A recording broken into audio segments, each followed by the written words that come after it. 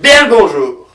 On m'a toujours beaucoup raconté la Seconde Guerre mondiale. La plus grande des guerres, effectivement. Ça a son importance. Mais la question qui me titillait l'esprit à chaque fois, c'est quelles ont été les conséquences de cette guerre? Qu'est-ce qui en a découlé au lendemain de la plus grande des guerres?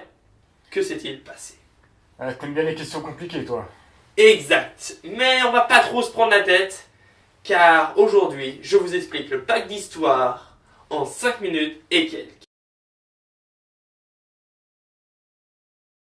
Bien le bonjour, bienvenue dans cette première partie. Il y aura une deuxième partie sur la France au lendemain de la Seconde Guerre mondiale, après Charles de Gaulle. Mais là, on va s'attarder sous le règne de Charles de Gaulle. Qu'est-ce qui s'est passé quand l'armistice a été signé avec les Allemands et quand le Japon s'est rendu?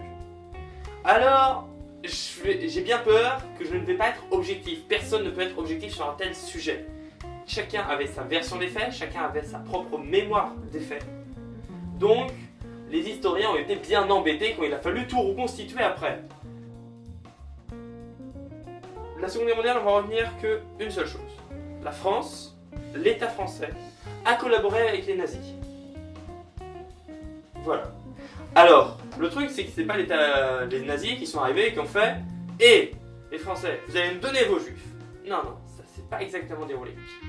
Montoire, le 22 juin 1940, rencontre entre Pétain et Hitler. Guten Tag, Mr. Putin. Bonjour Hitler. Alors, j'ai une proposition à vous faire. Ja, Vous nous laissez en France libre, ja, j'installe un petit régime totalitaire, ja, et je vous donne les juifs. ja, excellent, excellent. Ça vous va? Ja. Mais vous oubliez pas le petit chèque. Bien sûr. Évidemment, c'est pas vraiment officiel cette partie de l'histoire et l'État français a mis beaucoup de temps à l'admettre. Et ben le truc, c'est qu'on a dit ok, le régime de Vichy, c'était pas de la démocratie. Effectivement, c'était pas de la démocratie. La République française, elle était à Londres, elle était avec Charles de Gaulle. Et donc, on dénonce le régime de Vichy, on condamne ses principaux acteurs, comme Pétain, Laval, Darnan. D'ailleurs, Laval s'est fait exécuter. Et on dit, voilà, c'est bon, on fait une croix dessus. Ou comme le dit Charles de Gaulle, les années 1940-1944 n'ont été qu'une parenthèse qu'il était urgent de refermer. Alors, si c'était aussi simple que ça, eh ben, on n'en serait pas là.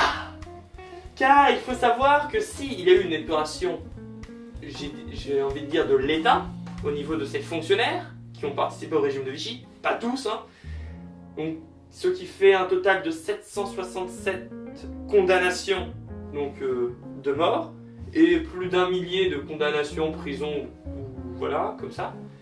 Et ben le peuple, avant que les tribunaux provisoires soient installés partout en France pour juger les collaborateurs, et ben il a fait sa petite épuration de son côté. On l'appelle l'épuration sauvage.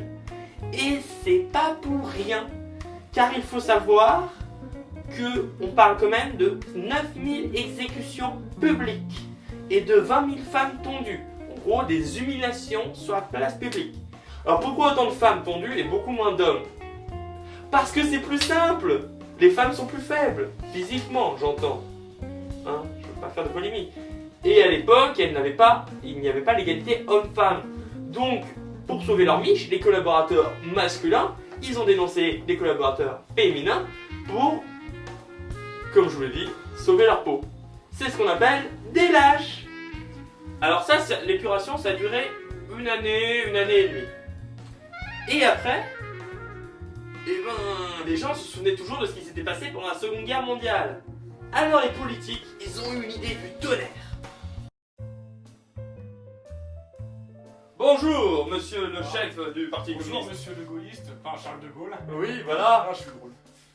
Merci de la petite blague. Alors, je vous explique, le peuple est traumatisé par la Seconde Guerre mondiale. Alors on va faire un truc, c'est qu'on va leur dire qu'en fait la France a été entièrement résistante. Vous avez raison. D'ailleurs, nous avons libéré notre pays tout seul.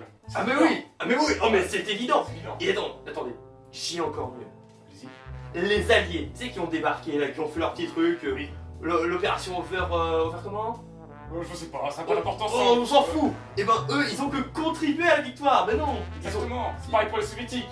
Ils noté qu'une aide. Oui, voilà, ils ont soutenu. Alors on dit ça à tout le monde? Exactement. On fait une bonne dose de propagande? Oui, Allez! on fait comme ça. Et cette version des faits a arrangé tout le monde. Donc, les partis politiques à l'époque, ils s'en profitent pour s'en mettre plein d'électeurs dans les poches. Les communistes disent que beaucoup des résistants étaient des communistes. Les gaullistes utilisent le même procédé à leur manière. Ainsi de suite, ainsi de suite, ainsi de suite. Et ainsi, on utilise tous les médias possibles pour que les Français aient dans la tête « Nous avons participé à la libération de la France ». Ce qui est totalement faux, les résistants n'étaient qu'une infime partie de la population française, et à part les justes, qui étaient des villageois qui cachaient les juifs, il n'y avait que des collaborateurs et des attentistes, donc 90% des cas. Les attentistes, c'est simple, ils attendent que la France se libère.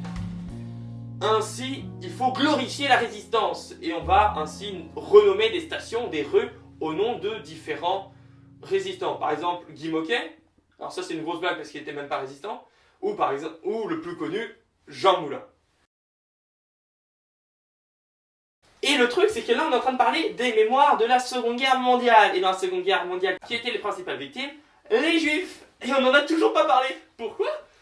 Parce qu'on les a laissés de côté. On les a considérés comme des victimes de la guerre, comme les soldats, au même titre. Pourquoi? Parce que on n'avait pas internet à l'époque. Oh. Et donc les camps d'extermination, les camps de déportation, on ne savait pas ce qui s'y passait. Et donc on pensait juste qu'ils étaient entassés, mais qu'ils subissaient aucune torture. Non, le gazage, l'incinération, le travail à la chaîne horrible, personne n'en avait conscience. Les tortures humaines, par exemple par le docteur Mendeleïev, si je dis pas de bêtises, personne n'en avait conscience à l'époque, ça n'avait pas été mis au grand jour. Alors tout ce que les juifs racontaient en revenant des camps de déportation d'extermination, soit on n'y croyait pas, soit on y croyait mais qu'à moitié parce que comment ils auraient pu survivre à une telle horreur. Alors, négationnisme, tout simplement négationnisme. Les Français ont fait non, j'y crois pas, moi de toute façon ça m'intéresse pas. Vos histoires de juifs qui se sont fait exterminer, moi je m'en fiche. Je veux juste tourner la page, je veux juste recommencer ma vie. Donc, les juifs, il s'est rien passé. Et les juifs, vous vous êtes dit, mais attends, ils se sont rebellés, ils ont fait attends, non, c'est pas vrai. Pendant une grande période de temps, non.